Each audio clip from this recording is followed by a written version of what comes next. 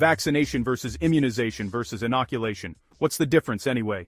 Back in the 15th century, the word inoculate referred to grafting a bud, or another plant part, onto a separate plant in order to cultivate that new plant. It actually derived from the Latin verb inoculare, meaning to graft or to implant, which itself came from the Latin noun for eye or bud oculus. Over time, people started using it for just about anything implantable, whether literal or figurative. You could, for example, inoculate an idea into someone else's mind. So when British physicians began experimenting with implanting smallpox pathogens into unafflicted patients in the 18th century, it made sense to call it inoculation. The process, which had long been practiced in Africa and Asia, involved transferring part of a smallpox blister into an open cut on a healthy person, so their immune system could learn how to fend off the disease without being overwhelmed by it.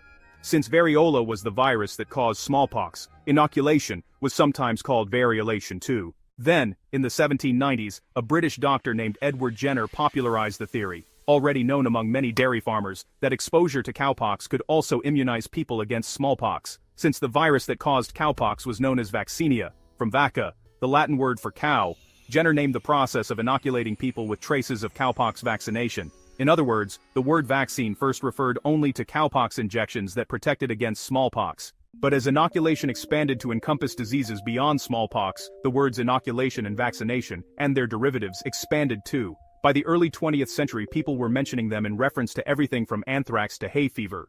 Because inoculation was originally specific to transferring pathogenic matter through skin lesions, as opposed to injecting it via needle, nasal spray, or other methods, it's sometimes still used in that sense. But telling someone you got inoculated by needle wouldn't be incorrect by modern standards. And while vaccination is really only used to describe a process meant to protect against disease, inoculation has a slightly broader definition. You could, as Verywell Health points out, inoculate a culture with a sample of saliva just to see if certain pathogens are present. Immunization, though often used as a synonym for vaccination or inoculation, more accurately refers to what comes after them. According to the Centers for Disease Control and Prevention, or CDC, it's the process by which a person becomes protected against a disease through vaccination.